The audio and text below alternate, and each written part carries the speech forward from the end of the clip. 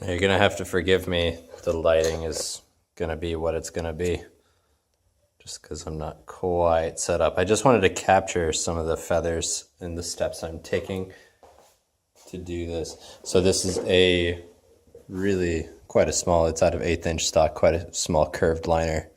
They're made by putting a flat on that side and a slight curve on that side.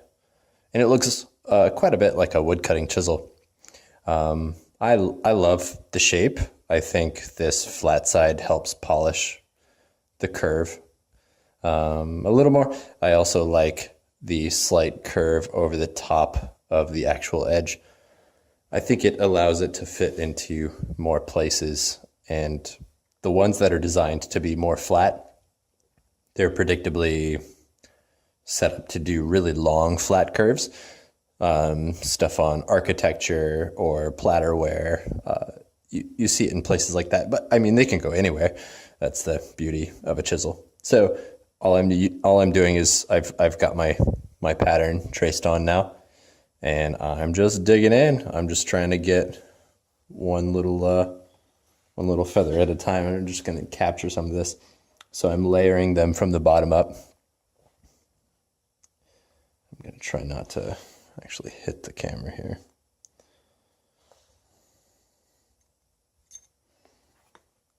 I'm gonna have to move this. I'm gonna put it in my own way. Let's do this. Because at least that will be able to see it, maybe? There we go.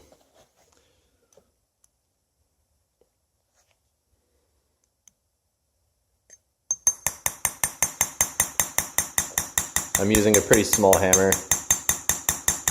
This initial tracing is going to be pretty gentle. I just flipped it to get that other curve real fast. I'm going to jump into where the old line is.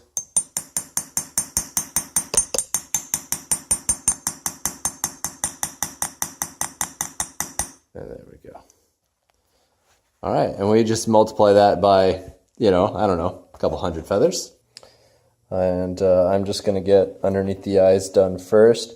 But I do have my feather directional mapping for the whole top of the head. And I'd like to get through the tracing in this pass, at least. So hopefully I can get that done tonight.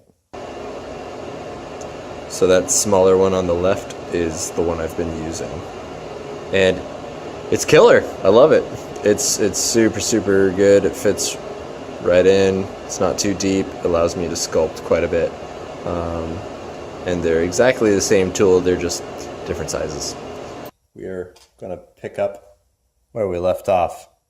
I've done some planishing on the left half, and now I'm going to finish the trace work between the two eyebrows. What I'm looking forward to seeing is kind of how it all comes together. The strength of these shapes are in the transition. I'm using a pretty small hammer here, a pretty small curved liner. And what I noticed by looking at the animal is I noticed the curve here where the feathers butt up next to each other. And I really liked how it followed that curve. But after I drew it on initially, what I think I did wrong was closer to the end here, I've gotten too broad, and that the feathers going over the top of the head were actually, longer and a little sharper. They weren't so broad. They weren't quite like flight feathers.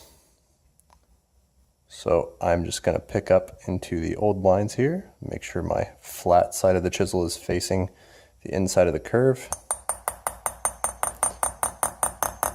And my projects do move around just a little. I'm not so unopposed to that. I think that's kind of a good thing. Because it means if I have any excess force, the piece will tell me by moving a little, and it keeps me a little sharper. And the scale of impact is also not so hard. It's not so hard that like I'm worried about it moving away from me so fast. And most of my pressure is trying to go directly down. Online, most of the critique in my very flexible trays, pitch pots, that sort of thing, the major critique is that they move around too much. Of course, they're seeing that over a time lapse, and that's kind of difficult for me to comment on because I've sort of acclimated into that. And if I was engraving or something, I wouldn't want it. I would still need the piece to move, I just wouldn't want it to bounce around on me. There is impact in chasing. Every blow behind the hammer, even if it's small, does move the piece a little. But the pace that I'm seeing it at is a pace that I can think and a pace that I can move with it. So it's kind of difficult to see it on footage. Time lapses are not an accurate representation of my experience on how the piece is moving. And I've trained such reflexive motions, so if I want the piece to turn, I can immediately pick it up and turn it. I don't have to wait, I don't have to unclamp anything. And I find that as an advantage, not necessarily as a downfall or as a hiccup. But there are many instances where the piece cannot move, or that you would rather have it, nailed or bolted down. Really, like if you were going to chase a temple door or something, you are going to have to move around that piece versus the piece moving for you.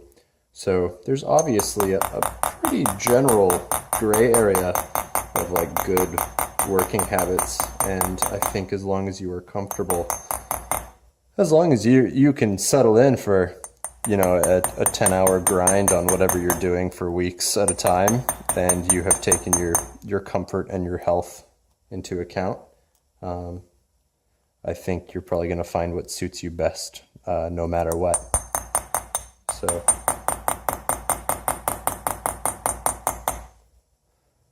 So you can see how I'm just kind of picking out what feathers that I think are the right shape, and where I can pick up and stop and start. And I've also tried to pick things that are easy for the camera to see. So when I work on this side, I'm sorry if the lighting is a little here and there. I did bring in some extra lamps just in case, but there's only so much you can do sometimes.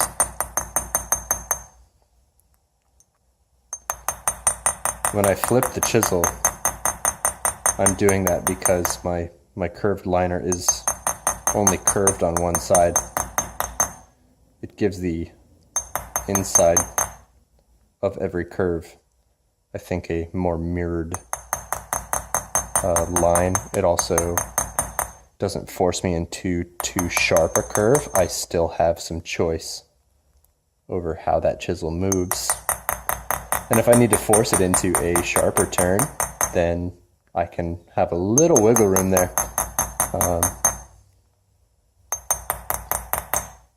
There are lots of ways to, like if I needed to make the exact same curve, say on like a candelabra or architectural piece, then I would absolutely probably want a custom chisel for that single specific shape.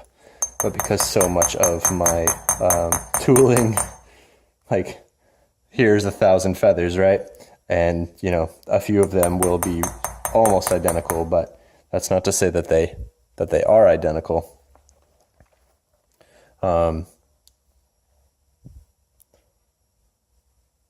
So I appreciate the flexibility and what the chisel provides. All these feathers are drawn on.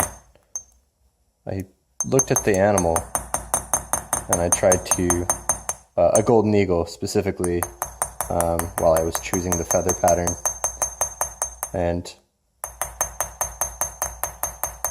I kind of just watched it move and picked out one little feather at a time. Well, you can tell from my drawings, it's like, yeah, I said you're one feather at a time, but first you can you could probably even see it from what we're seeing now. There are little red lines underneath the purple or blue lines that I'm using for the actual pattern. The red lines show direction pattern, kind of like currents. So I'm not trying to single everything out perfectly. What I am trying to do is get a homogeneous flow of how the feathers will work together to create the better accompaniment to the underlying structures on the head itself. So I'm trying to pick up curves from the skull. I'm trying to pick up curves from some of the soft tissues underneath the head, as well as the feather shapes themselves. And that's why we took so much time in the initial, sorry, my hammer's in the way there, I'm just noticing. That's why we took so much time in the initial shaping of the piece, because without that understructure, you don't really have, an animal head. You have maybe well, I don't know. I'm going for realism, so that's, or at least elements of realism. So many prefaces and subcategories. Because what draws me to work like this is the challenge of capturing some sort of lifelikeness. And that's what draws me to most work in general. It's what draws me to the beauty of nature.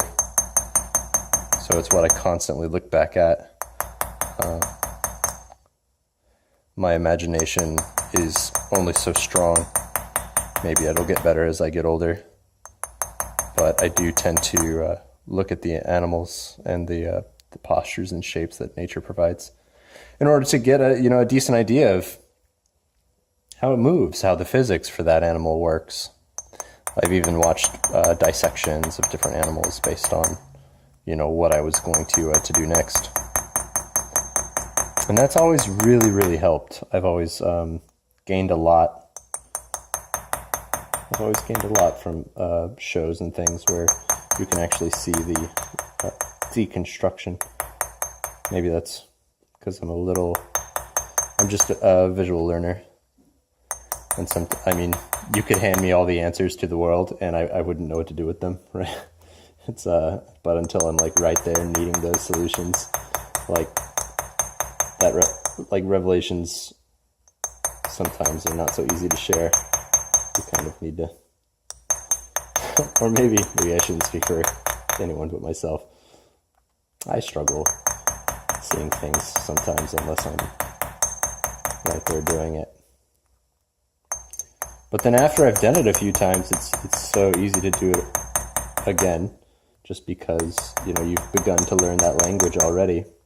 Whether it be feather patterns or scales or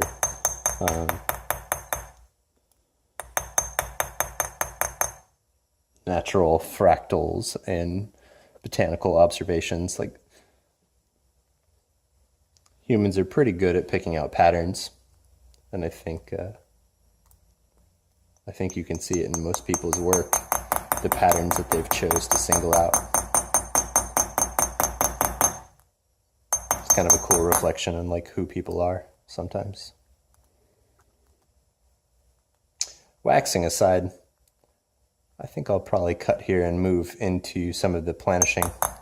I just wanted to give people a longer look into kind of the speed on how I'm making these choices, especially in the direction of these different feathers. We're still working in just the top of the head here, and I've already got the other side caught up. Let me get a little closer perspective. So that's completely unplanished, and I've already planished that side. It could use another tracing, but it's coming along. Now I've saved the stubble, which you can see in the blue drawing in front of the eye, in front of the tear duct there. Do birds have tear ducts? Anyways, where the eyelid is, the curves and the tiny little you know, super, super small hairy-like feathers. Will go in very last. I'm not going to worry about doing any of that now. I'm going to wait till the very end.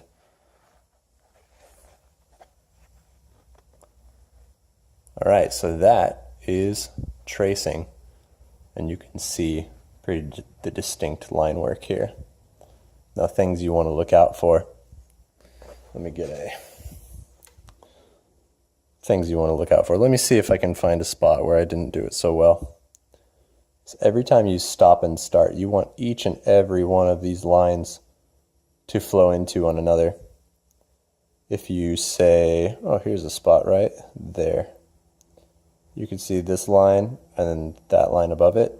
See this tiny little spot where it isn't all the way blended in? When you have those stops and starts, that's where you really start creating variation for your planish work. And that's going to hurt. It's going to give you more. And here's another one where the tip isn't quite as well defined. And then here's another one. So it's not that you can't planish all that down and work around it, but really tidy line work, you'll eliminate all those stops and starts, and any variation in that line work, in the tracing itself, will just be cleaned out. You'll want it to all kind of flow into each other because you want the planishing to dictate the height and information that you'll be putting in next. And then here's another spot right here. Let me get it into the line here. Here's another spot right there where the tail end of this feather doesn't really have a beginning or an end. Like, it just keeps flowing. So I'll jump back in and touch up little spots like that. I might do bulk passes and then come back and do it. Or sometimes I'll notice it halfway through and I'll just, whenever I'm around that area next, I'll do it then. But that's good line work, and that will really improve the results, and it'll save you time in your planishing. Because when you start getting into the deeper planishing and creating the different planes, you'll just have fewer areas like in here where it's super jagged, all in this area, because your original tracing was really clean. All right, I'll put planishing in the following video. So thanks very much for checking this out, and I hope your tracing projects continue to improve, even if you are only freehanding it on like I am, or if you are going straight off of direct illustrative work. You just can't go wrong with tracing. It's going to be pretty much fundamental drawing work no matter where you go or what you're doing. So that's super helpful, or at least I find it to be. So good luck and happy hammering. I made it way narrower. It also has a slight angle, if you can see that. So that way when I'm pushing down, that tip